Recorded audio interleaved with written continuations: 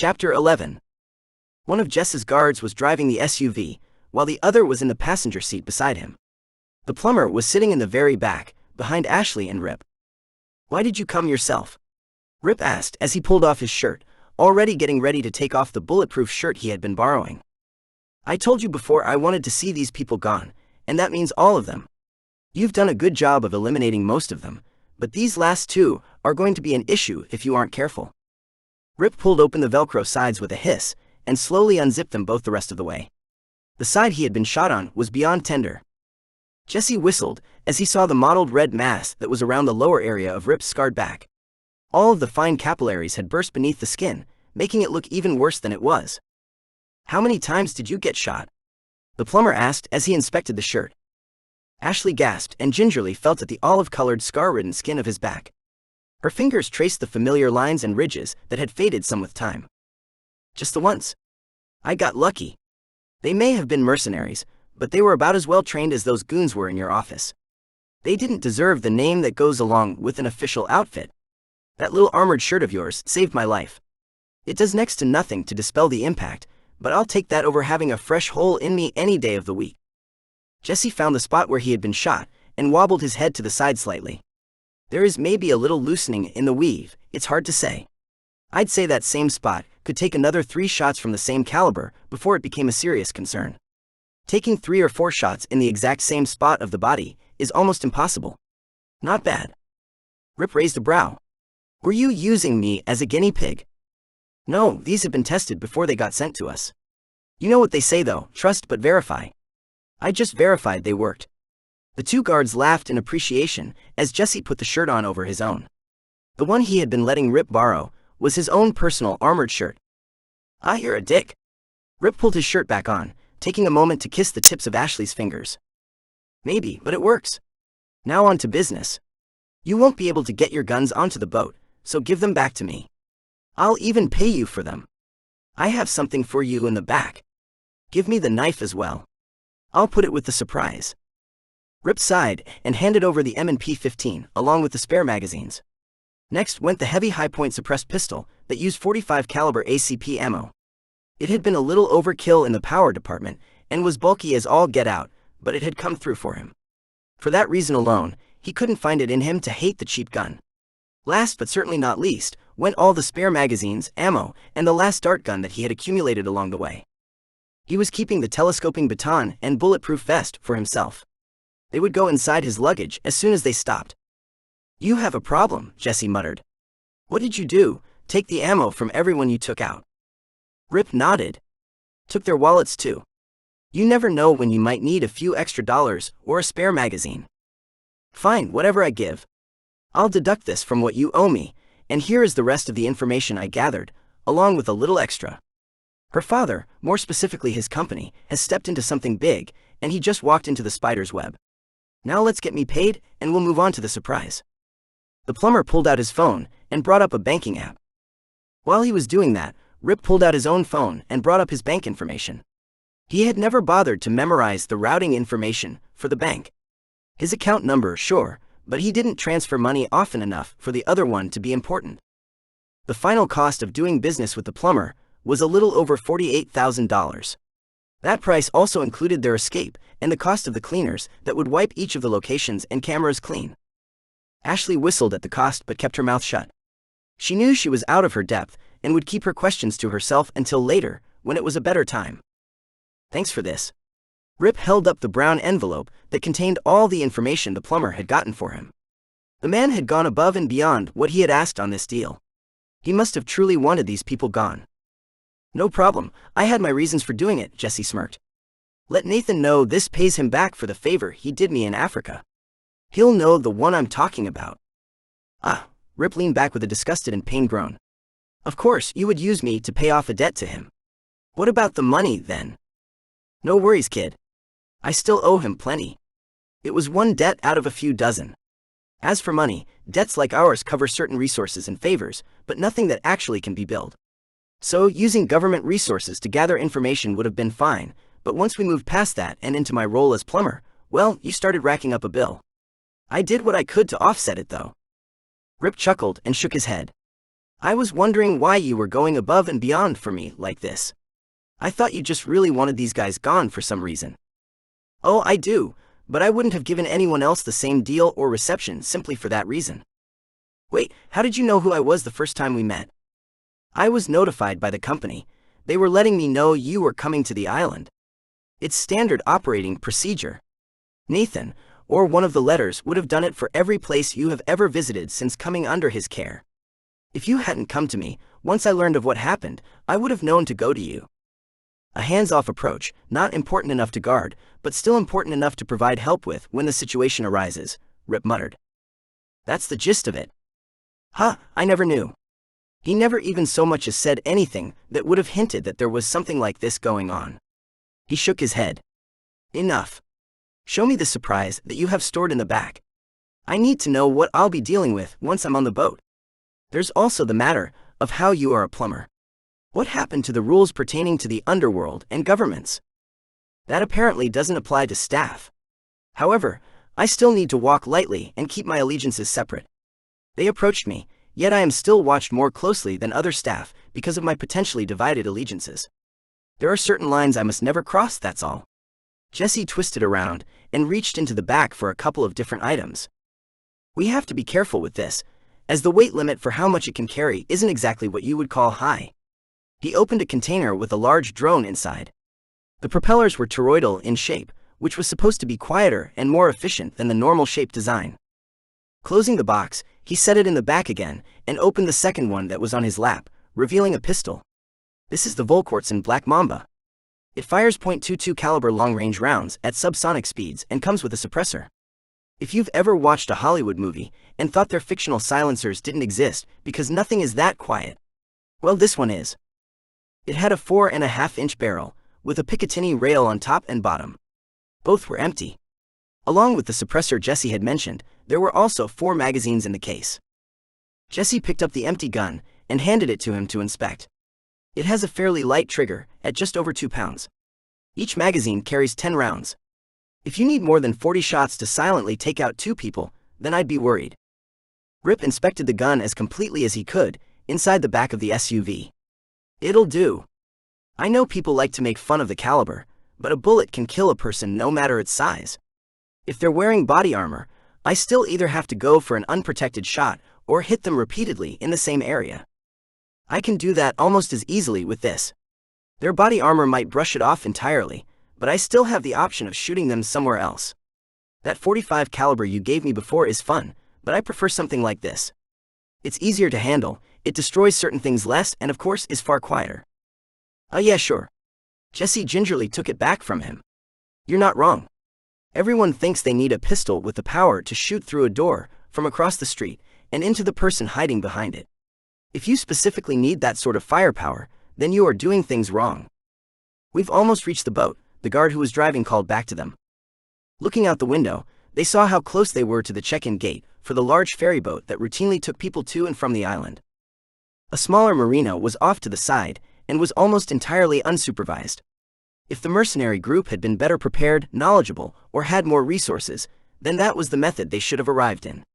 He wasn't entirely sure, but it seemed to him that a private boat was far more discreet.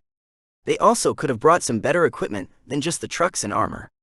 Everything about these people so far had been a mess of terrible decisions. How did they ever even become known as a mercenary group?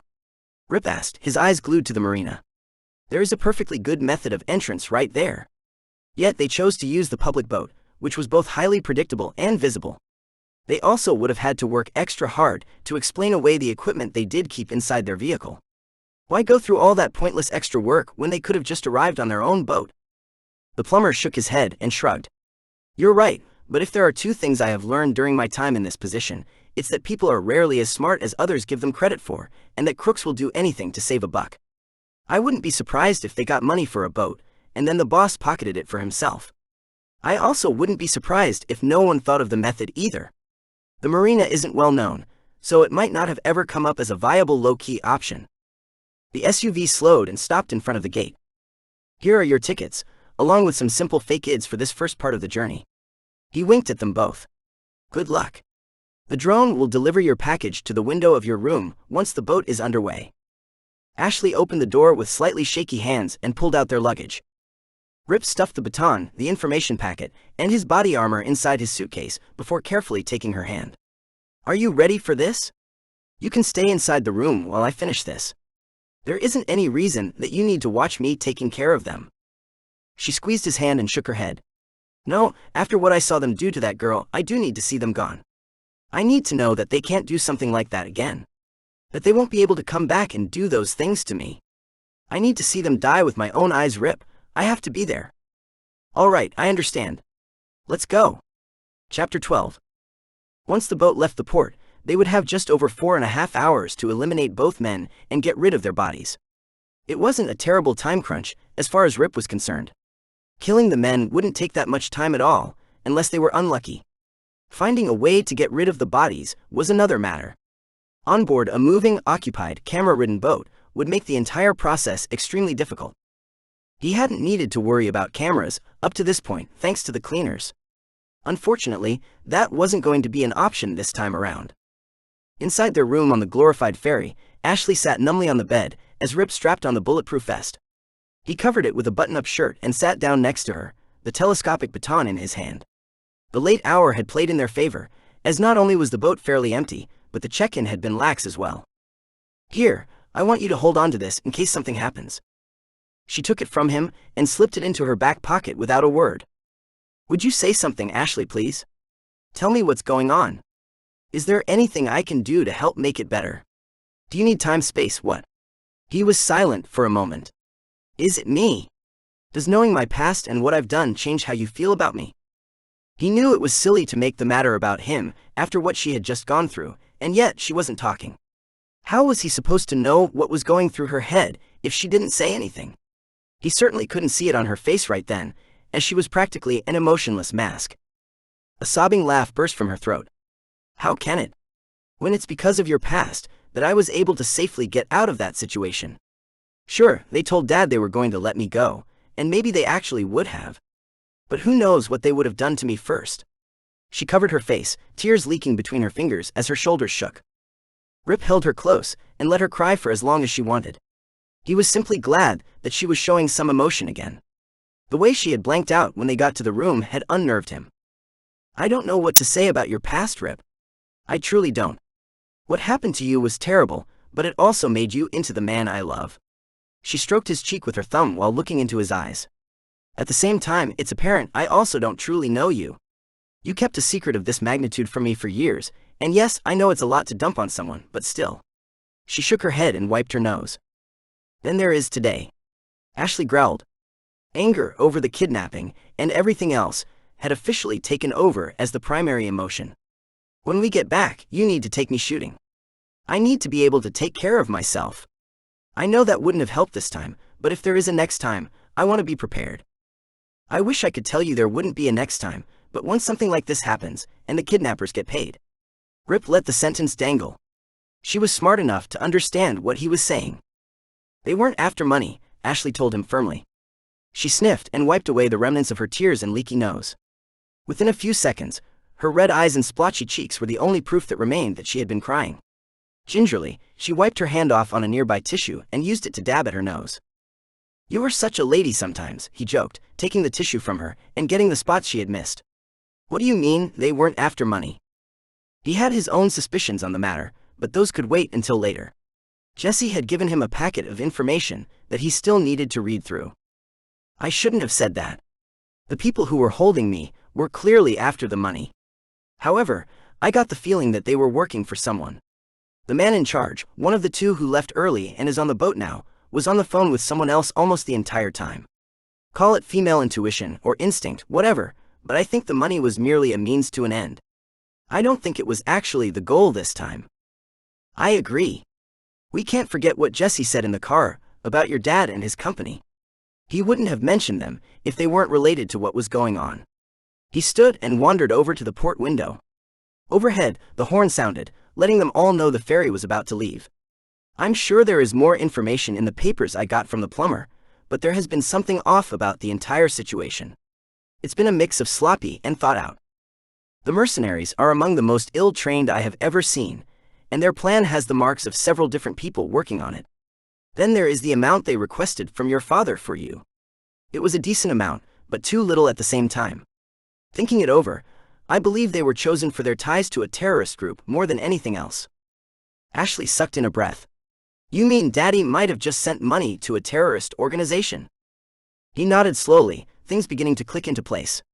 It's a very real possibility. That's bad, Rip, that's very, very bad. I know, trust me, I know. Nathan has told me about what they do to people who have had dealings with terrorists. Even if we can get the situation cleared up, it will still put your father and his money out of commission for a month or two, minimum. Likely more. She groaned and leaned forward, covering her face. There is a big board meeting in 2 weeks. If Dad's accounts are all tied up, he might not be able to retain control of the company. They could vote him out due to no confidence or something else. You think that's what this is all really about, taking over your father's company? I don't know. Dad's been quiet about what the company has been doing lately. I thought it was simply because of how busy I was with school. Now though. She shook her head despondently. We'll know more once we read that information packet, but right now we have some people to take care of. As if on cue, the drone lightly tapped against the round window of their cabin. Rip pointed at the camera, and then at the deck above them.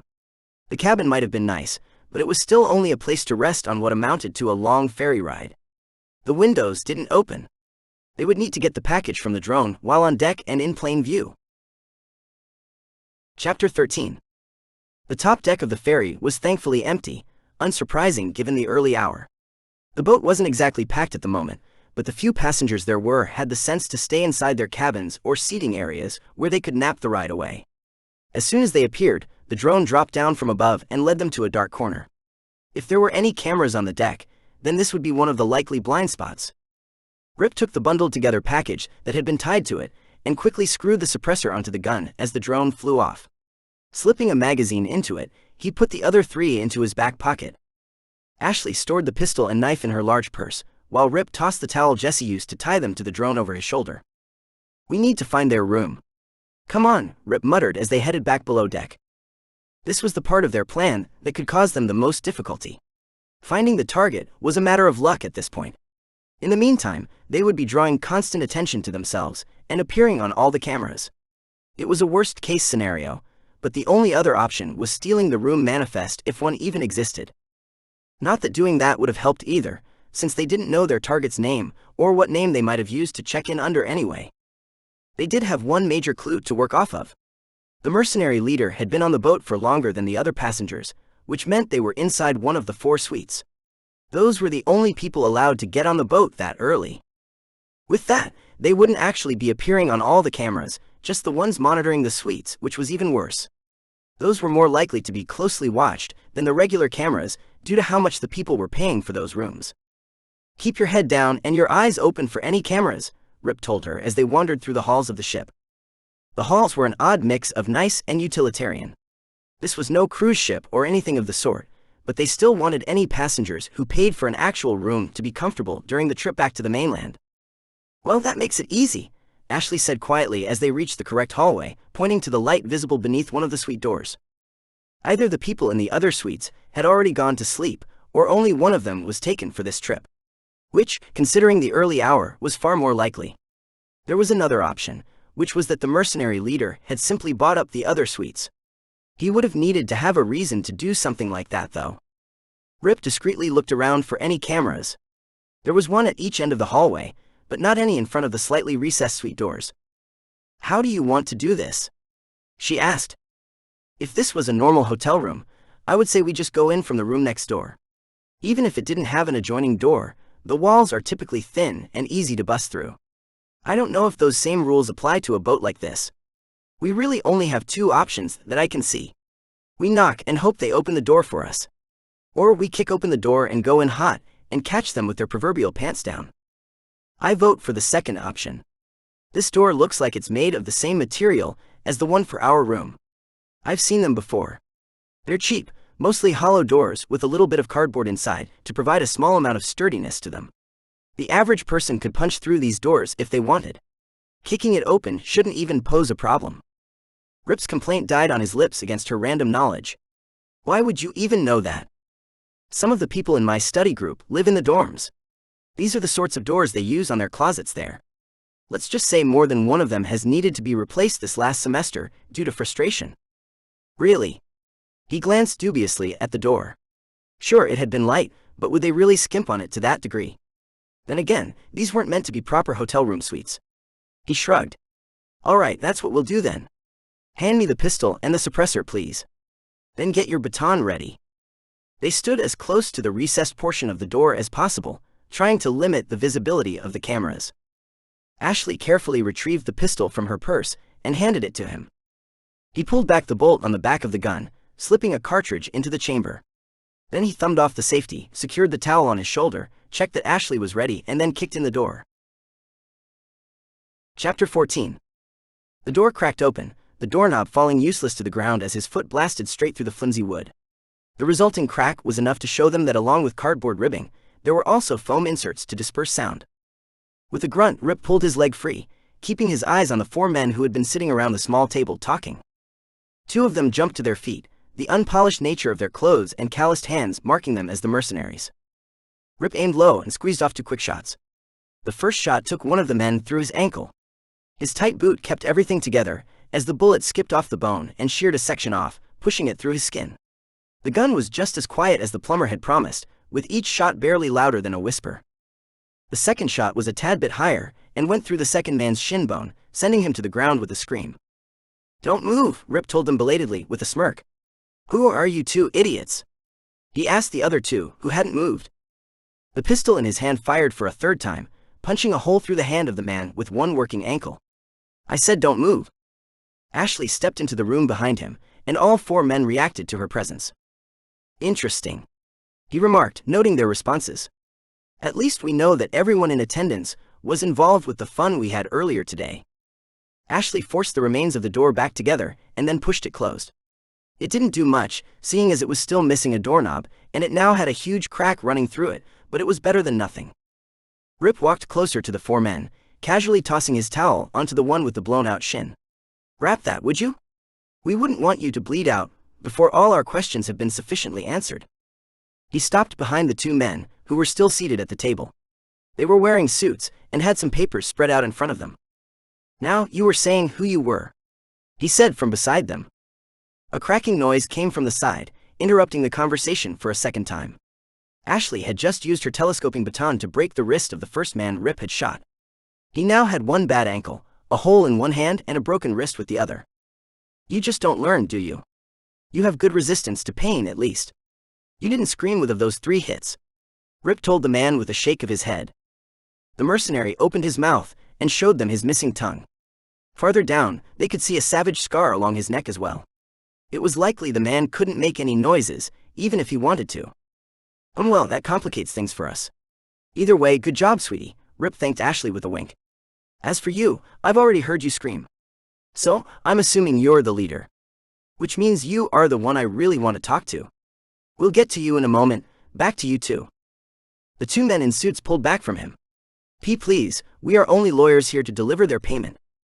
Excellent. That means someone hired them to kidnap her. Who? All warmth had fled from Rip's voice by that point, leaving it with a chill that froze them all to the bone. There was no doubt in any of their minds that this was a man who could kill them and not lose an ounce of sleep that night. They had inadvertently walked into the path of a lion when they accepted this job. That was something no one should ever do. To the side, Ashley was having some difficulty combining the image of the ruthless man in front of her with the man she knew and loved. The 2 were so completely different in nature and how they tended to act. Rip was normally a fairly cold person to people he didn't know, but to those he cared for, he showed a different side of himself. Thinking about that cold, impersonal side though. Actually, maybe it wasn't as much of a stretch as she first thought after all. Sure, the violence was a tad unexpected, but that was because she hadn't known about his past. In a way, he was acting the same as usual, just dialed up to 100. That didn't mean she was suddenly fine with it, or that it wasn't shocking, merely that she was a step closer to understanding him. He was doing all of this for her, and while she would never say the violence was romantic or anything silly like that, she also couldn't say her feelings for him were disappearing. She was simply in shock at the moment. After this was all over, she would need some time to process everything before they could take any more steps in their relationship, regardless of whether those were backward or forward. An acrid smell seeped into the air as one of the lawyers wet himself. Really? Rip stepped away from the table. I haven't even done anything to you. Yet. The man whimpered at the implied threat, his head hanging low. The mercenary leader finished tying the towel around his ruined shin and pulled himself over to the bed so he could use it as a backrest. Ask your questions, boy. He spat. Enjoy your victory while you can. It won't last long. Why? You think your little terrorist group is going to come after me? Rip asked him with a cold smile. I don't think they would dare, though I admit it would be interesting if they tried. He took a step back to slide all the papers on the table into one pile. If these nice gentlemen are here to deliver your payment for the job, then that means you didn't get the money that her father paid for the ransom. Where did it go, if not to you? He handed the papers over to Ashley, who rolled them up and put them in her bag. There was a quiet pop as he fired the pistol for a fourth time. This time it was a killing shot, eliminating the mute man. He was useless to them if he couldn't talk, and Rip also had the feeling that Ashley hated him. He seemed like the type of fellow who blamed the world for what had happened to himself. It was easy to imagine him being the sick bastard who had whittled away at that girl in front of her. If they hadn't been on a time crunch, he would have made the man suffer for that alone. At least he had experienced a little pain before he died. It was a small comfort. Answer faster when I ask a question. The two lawyers whimpered while the terrorist turned mercenary, instead glared hatefully at him. Our glorious cause welcomed that money with open arms. It will be used to fuel thousands of deaths. He spat at them. I only wish I could be alive to see them all, and take revenge for my fallen brothers. While he had been talking, he had stealthily slipped his hand around to his back and taken out a knife that had been hidden there. As soon as he was done talking, he ran it across his throat while staring Rip in the eye. Spinning around, Rip waved Ashley to come stand behind him and then took a seat at the table. You two can stop acting now. I admit, you almost had me fooled there in the beginning, especially when this one wet himself. Except you oversold it. No one whimpers like that. They scream, yell, react violently, or even shut down mentally, but people rarely actually whimper. You both need better acting lessons. Now tell us everything you know. Who ordered her to be kidnapped and why? The attitude of the two men sitting across from him changed in an instant. They went from sniveling weaklings to cold, self-assured operators. These weren't like the barely trained people he had been dealing with all night long. These were properly trained lethal killing machines, and they knew how to hide and blend in with their surroundings. Shit, he muttered, pushing back from the table. I hate properly trained contractors. Which agency are you working with, and why are you targeting her father? The man on the left cracked his neck and spoke slowly. What does it matter? All you need to know is that we work for an organization so far above you that as soon as you step off this boat, your life is over. Rip nodded thoughtfully, his mind racing. Not the CIA then, thanks. They are far more domineering in their attitudes, even when they have no right to be. I was just asking, so I would know where to send your bodies after I finish questioning you, but you don't seem to want to cooperate. I'll just dump you in the water with the rest of the waste, if you still haven't given me a decent answer when we're done. The second man laughed and pushed his chair back. Playtime is over, boy. Your display earlier was impressive, but don't think those same tricks will work against us. Get down and use the mute's body as cover, Rip whispered to Ashley as he stood and kicked the chair to the side.